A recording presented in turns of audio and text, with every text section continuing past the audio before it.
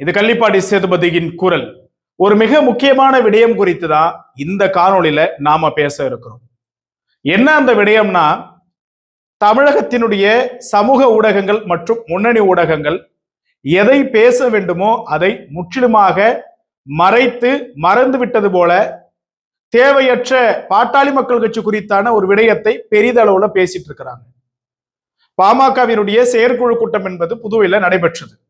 இந்த செயற்குழு கூட்டத்தினுடைய இறுதியில பாட்டாளி மக்கள் கட்சியினுடைய நிறுவனர் மருத்துவர் ஐயா அவர்கள் ஒரு பதவி குறித்த ஒரு பொறுப்பு குறித்த அறிவிப்பை வெளியிடுறாங்க. இந்த பொறுப்பு குறித்து சில கருத்து பரிமாற்றம் என்பது மேடையிலேயே நடைபெறுகிறது.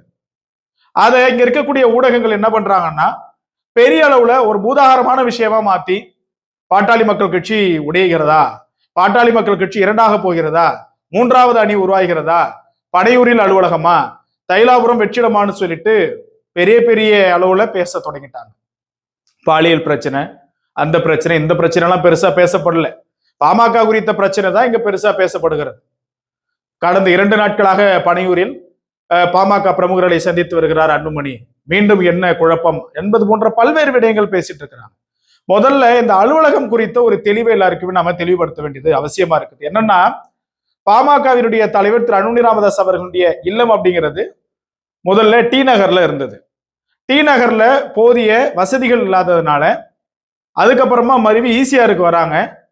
டி நகரில் இருக்கக்கூடிய இல்லத்தை அலுவலகமா மாற்றிடுறாங்க. யார் வந்தாலும் கட்சியினுடைய பிரமுகர்கள் அல்லது நட்பு வட்டாரங்கள் யார் வந்தாலுமே டி நகர்ல இருக்கக்கூடிய ஆபீஸ் என்ன பண்றாங்கன்னாக்க ஒரு அலுவலகமா மாத்திடுறாங்க. அங்கேயும் பெரிய அளவுல தற்போதுமே வசதி கிடையாது.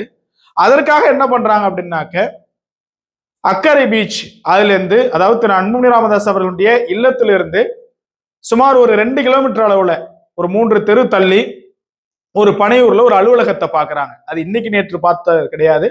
ஏறத்தாழ 6 மாதங்களுக்கு முன்பே அந்த இடத்தை பார்த்தாச்சு. 6 மாதங்களுக்கு முன்பே ஒரு தகவல் வெளியாயிடுச்சு. என்னன்னா, மருத்துவர் ஐயா அவர்களை தைலபுரம் தோட்டம் போனா இலகுவா எல்லாராலையுமே சந்திக்க முடியுது.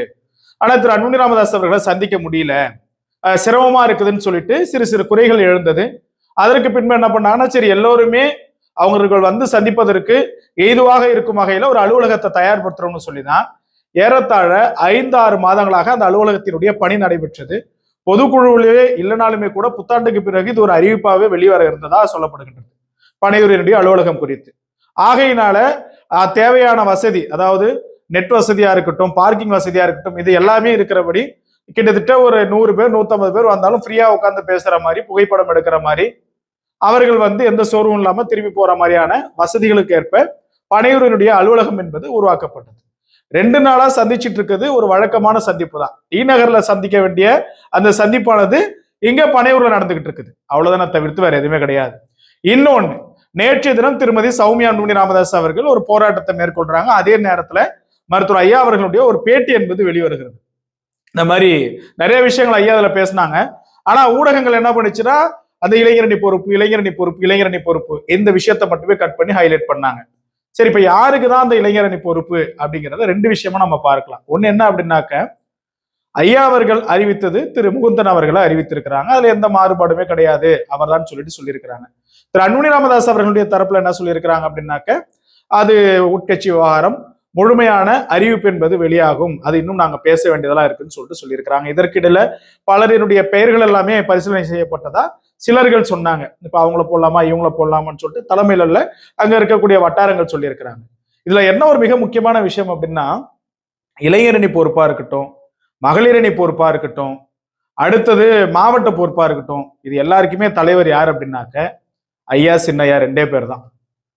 ஐயா திரு ராமதாஸ் அவர்களும் திரு அன்புமணி ராமதாஸ் அவர்கள் மட்டும்தான். பெயரளவுக்கு மட்டும்தான் பாட்டாளி மக்கள் கட்சியில பொறுப்பை தவிர்த்து இங்கே பொறுப்புல இருக்கிறவங்களா இருக்கட்டும், இல்லாதவங்களா இருக்கட்டும், எல்லாருமே தலைவர்கள், எல்லாருமே செயலாளர்கள் தான், எல்லாமே ஐயா தான், எல்லாமே சின்ன ஐயா தான்.